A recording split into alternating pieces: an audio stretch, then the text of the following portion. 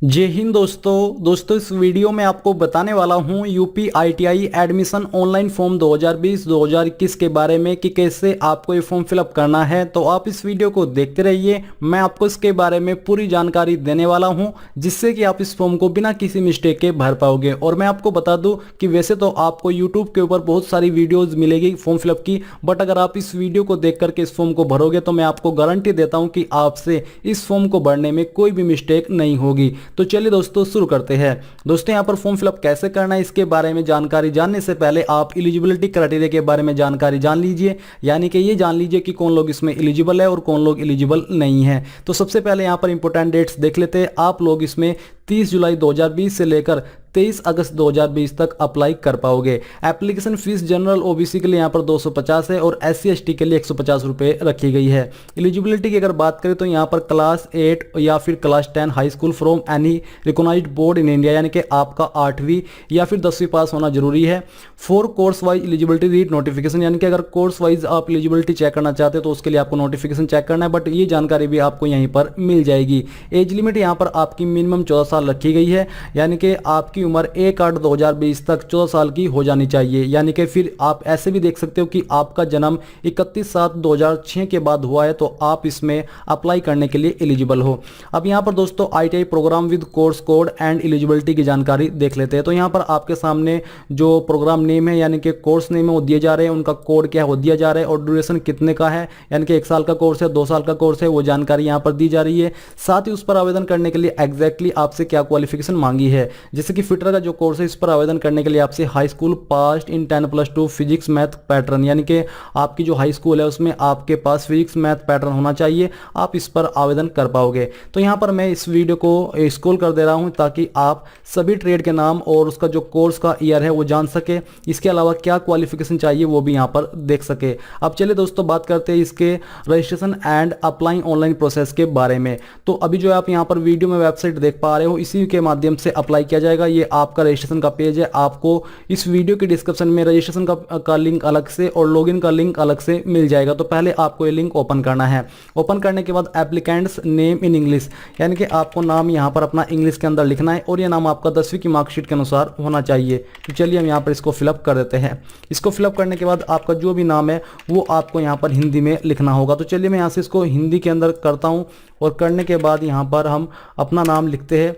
आपको सेम तरीके से अपना नाम लिखना होगा या फिर आप यहाँ पर जो कीबोर्ड दे जा रहा है इसके ऊपर क्लिक करके भी अपना नाम लिख सकते हैं, जैसे कि यहाँ पर आपको वर्ड टू वर्ड जानकारी दी जा रही है। तो इसे ही आपको नाम लिख लेना है और नाम लिखने के बाद यहाँ आता है फादर्स नेम इंग्लिश, तो आपको सेम तरीके से अपने पिताजी का नाम यहाँ पर इंग्लिश के अंदर लिखना है और उसके बाद यहाँ पर हिंदी में लिखना होगा। फिर यहाँ पर आपकी मदर्स का नाम आता है, यानी कि आपकी माताजी का नाम, तो आपको सेम तरीके से आपकी माताजी का नाम इंग्लिश के अंदर लिखना है और ये नाम भी आपका 10वीं की मार्कशीट के अनुसार होना चाहिए। फिर आपको यहाँ पर हिंदी में लिख देना है। डेट ऑफ बर्थ, तो आपकी डेट ऑफ बर्थ क्या है आपकी मार्कशीट के अनुसार वो यहाँ पर आपको सिलेक्ट करनी है। पहले डे सिलेक्ट कीजिए, फिर यहाँ से मंथ और इसके बाद यहाँ से अपना जो भी आपका ईयर है वो सिलेक्ट कर लेना है। कास्ट कैटेगरी आपकी क्या हो यहाँ से आपको चूज कर लेनी है, जनरल OBC SC ST, तो यहाँ से चलिए हम OBC सिलेक्ट कर लेते हैं। ये करने के बाद यहाँ पर आते हैं मोबाइल नंबर। अब आपको अपना मोबाइल नंबर यहाँ पर एंटर करना है और एंटर करने के बाद ये जानकारी चेक करने के बाद आपको सेंड OTP के ऊपर क्लिक करना है। सेंड OTP के ऊपर क्लिक करने के बाद दोस्तों आपके नंबर पर एक OTP आएगा, वो OTP डाल करके यहाँ पर आपको वेरीफाई एंड प्रोसीड के ऊपर क्लिक करना होगा। बट उसके पहले मैं आपको बता दूं कि जो जानकारी मैंने यहाँ पर भरी है सिर्फ डेमो की जानकारी है, यानी कि मेरी रियल जानकारी नहीं है, इसलिए यहाँ पर आपको कुछ नाम सेम टू सेम देखने को मिल पा रहे हैं, बट आपको सावधानी से इन सभी नामों को अच्छे से फिलअप करना होगा क्योंकि आप इनको बाद में चेंज नहीं कर सकते। तो चलिए वेरीफाई एंड प्रोसीड के ऊपर अब हम क्लिक कर देते हैं। इसके ऊपर क्लिक करने के बाद यहाँ पर आपके सामने आता है सत्र 2020-2021 में राजकीय अथवा राजकीय एवं निजी ITI में प्रवेश लेने के लिए आवेदन करने हेतु कृपया निम्न विकल्पों में से किसी एक का चयन करें तथा आगे की प्रक्रिया को पूरा कर भरे गए ऑनलाइन आवेदन का प्रिंट आउट निकाले।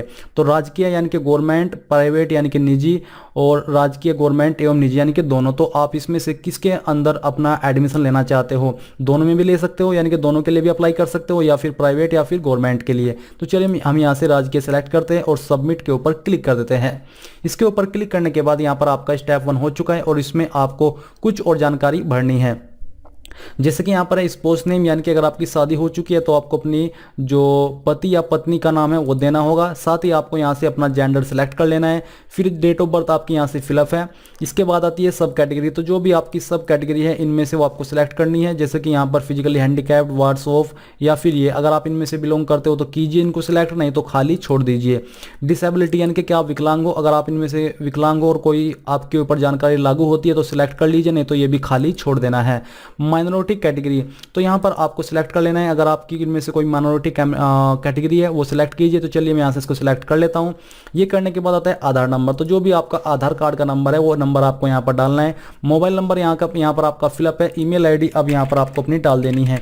ये ईमेल आईडी वैलिड होनी चाहिए। वैलिड से मतलब है कि आपको उसका पासवर्ड याद होना चाहिए, क्योंकि इसी के माध्यम से आपको आगे चल करके कॉन्टैक्ट किया जाएगा। डोमिसाइल, तो आप कहाँ के निवासी हैं, उत्तर प्रदेश या अन्य प्रदेश के। तो चलिए हम यहाँ से उत्तर प्रदेश सिलेक्ट कर लेते हैं। ये सिलेक्ट करने के बाद यहाँ पर कुछ जानकारी अपडेट होगी और आपसे आपकी होम डिस्ट्रिक्ट पूछी जाएगी। तो यहाँ से मैं सहारनपुर सिलेक्ट कर लेता हूँ। सहारनपुर सिलेक्ट करने के बाद आता है होम तहसील। तो आपको अपनी तहसील यहाँ से चूज करनी है। इसको सिलेक्ट करने के बाद आता है होम ब्लॉक। तो आपका होम ब्लॉक कौन सा है वो आपको सिलेक्ट करना है। ये सब जानकारी भरने के बाद आपको नीचे आना है और आप यहाँ पर देखोगे एड्रेस की जानकारी। एक तरफ है आपका परमानेंट एड्रेस, दूसरी तरफ है आपका कोरस्पोंडेंस यानी कि प्रेजेंट एड्रेस। तो यहाँ पर आपको जो भी एड्रेस आपका डॉक्यूमेंट के अंदर दिया गया है, जैसे कि आधार कार्ड, उसके अनुसार ये जानकारी भर देनी है। तो चलिए मैं यहाँ पर आपको ये भर करके दिखा देता हूँ। इस प्रकार से आपको ये जानकारी भरनी है। फिर यहाँ से आपको अपनी स्टेट चूज कर लेनी है कि आपका जो एड्रेस है वो किस स्टेट के अंदर है। ये करने के बाद आपको यहाँ से अपनी डिस्ट्रिक्ट सेलेक्ट करनी होगी। आपकी डिस्ट्रिक्ट ऑटोमेटिकली डिटेक्ट कर ली जाएगी उस स्टेट की।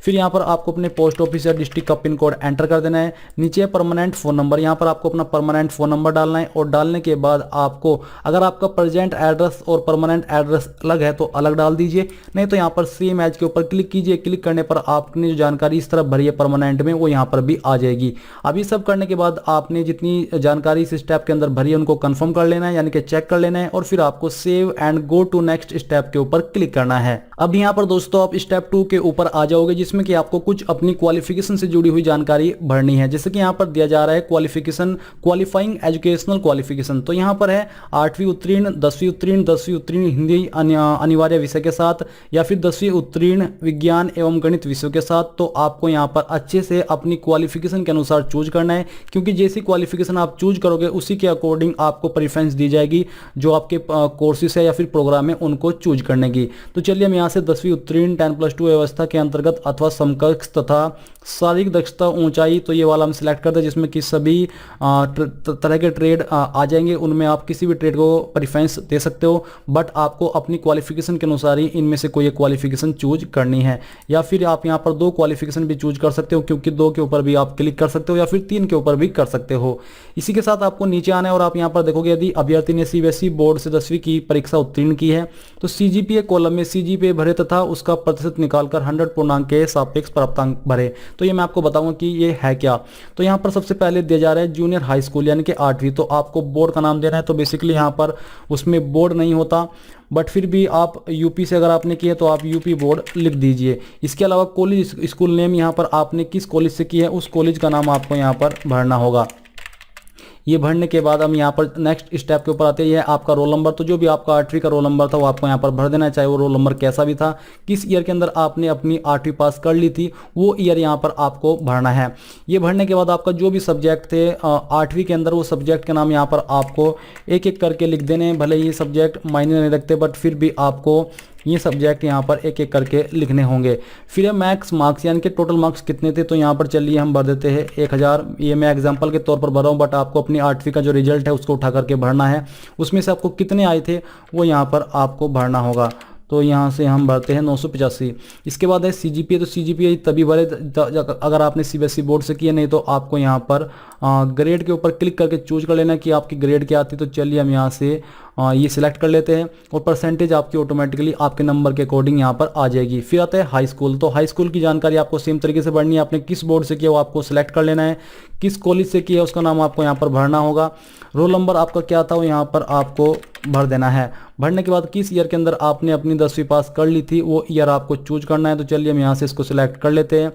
ये करने के बाद आता है हिंदी इंग्लिश। तो आपको एक एक करके अपने सब्जेक्ट के नाम यहाँ पर सेम तरीके से लिखने हैं। मैं यहाँ पर फिर से इनको डाल दे रहा हूँ, बट आपको अच्छे से सभी सब्जेक्ट के नाम लिखने हैं।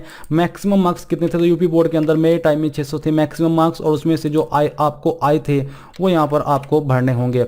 और इसके बाद आपको अपनी ग्रेड चूज करनी है कि आपकी ग्रेड क्या थी। तो चलिए हम यहाँ से इसको सिलेक्ट कर लेते हैं और परसेंटेज आपकी यहाँ पर आ चुकी है। फिर दोस्तों आपको नीचे आना है, और नीचे आने पर आप देखोगे नेम ऑफ प्रीवियस आईटीआई, पिछला आईटीआई का नाम। अगर आपने पिछली आईटीआई की है यानी कि लास्ट टाइम आईटीआई की थी तो उसका नाम आपको यहाँ पर देना है। बी है name of previous ITI trade, और उसमें आपने कौन सा ट्रेड चूज किया था उस ट्रेड का नाम आपको देना होगा, नहीं तो आपको जानकारी खाली छोड़ देनी है अगर आपके ये ऊपर ये एप्लीकेबल नहीं होती। 21 है वरीयता, वरीयता अंक हेतु विशेष श्रेणी का चयन करें, यानी कि राज्य स्तरीय खिलाड़ी अगर आप इनमें से हो तो सिलेक्ट कर लीजिए। प्रमाण पत्र आपके पास होना चाहिए। राजकीय औद्योगिक प्रशिक्षण संस्थान में कार्यरत कर्मचारी के आश्रित पुत्र, तो बेसिकली है कि अगर आप इनमें से किसी से बिलोंग करते हो तो आपको वो टिक कर देना, जिससे कि आपको ज़्यादा प्रेफरेंस दी जाए जब आपका सिलेक्शन किया जाएगा।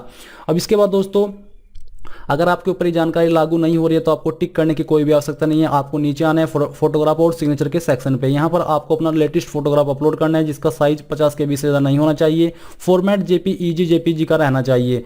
और यहाँ पर आपको क्या करना है, आपको अपलोड के ऊपर क्लिक करना है। इसके ऊपर क्लिक करने के बाद आपको गैलरी के अंदर या फिर जहाँ पर भी आपकी फाइल मौजूद है वहाँ पर आपको भेजा जाएगा।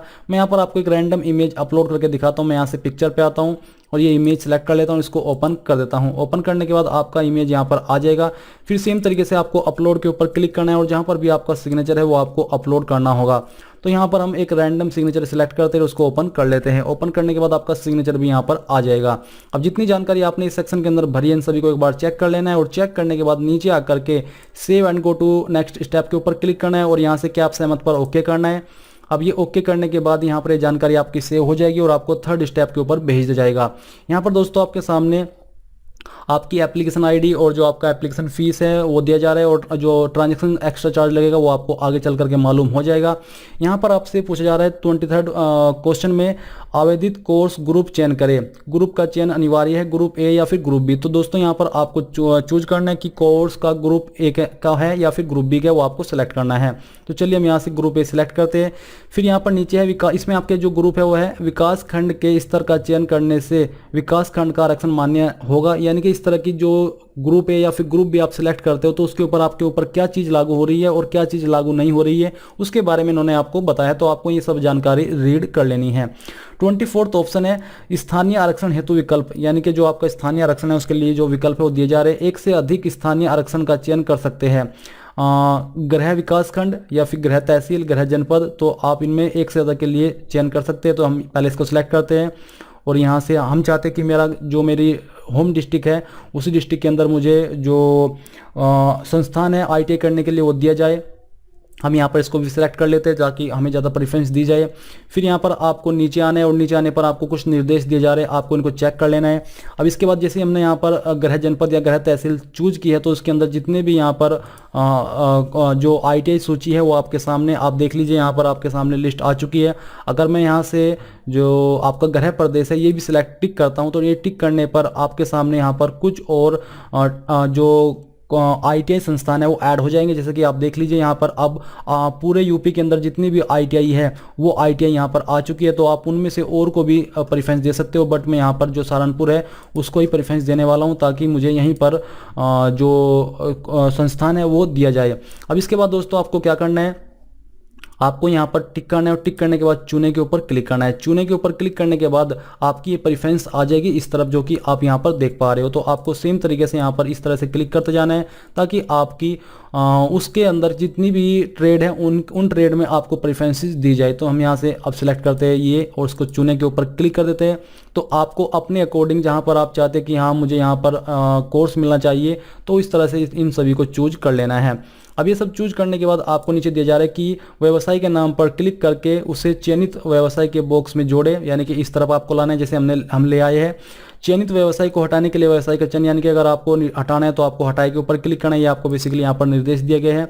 और ऊपर व नीचे की दिशा वाले तीर के बटन पर आप चयनित व्यवसाय की वरीयता क्रम बदल सकते हैं। तो यहाँ पर आप ये कर सकते हैं कि कौन से को आप किस नंबर पर रखना चाहते हैं। जैसे कि हम यहाँ पर आते ही देख लीजिए, हमने यहाँ पर इसके ऊपर क्लिक किया तो फर्स्ट हमारा हुआ इलेक्ट्रीशियन एंड एनसीवीटी।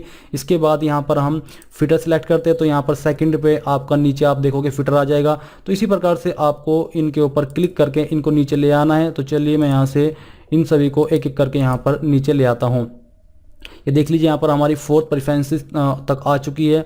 इसके बाद हम यहाँ पर इसको सिलेक्ट करते हैं और ये हमारी इस तरह से हो चुकी है। अब आपको क्या करना है, इन सभी जानकारी को एक बार चेक कर लेना है और चेक करने के बाद नीचे आकर के यहाँ पर नेक्स्ट के ऊपर क्लिक कर देना है। अब यहाँ पर दोस्तों आपके सामने आपकी फॉर्म का प्रीव्यू आ चुका है। यहाँ पर आपको इसको एक बार अच्छे से चेक कर लेना है। अगर कहीं पर आपको लगता है कि मिस्टेक है तो उसको सही कर लीजिए, नहीं तो आपको नीचे आना है और नीचे आकर के जो डिक्लेरेशन दिया जा रहा है इसके नीचे राइट क्लिक करना है, मैं सहमत हूँ, और फिर आपको प्रोसीड टू पेमेंट के ऊपर क्लिक करना है और यहाँ से ओके कर देना है।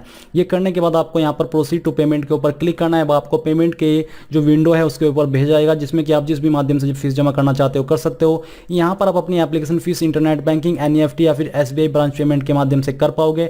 मैं आपको बस इतना ही कहना चाहूँगा कि जब आप फीस जमा करें तो फीस जमा करते वक्त अगर आपकी फीस अकाउंट से कट हो जाए बट यहाँ पर अपडेट ना हो तो आपको कम से कम 24 से 48 घंटे का वेट करना है। इस समय के अंदर आपकी फीस 100% अपडेट हो जाएगी। आपको दोबारा से एकदम से फीस जमा नहीं करनी है, नहीं तो आपकी दोनों बार की फीस वेस्ट चली जाएगी।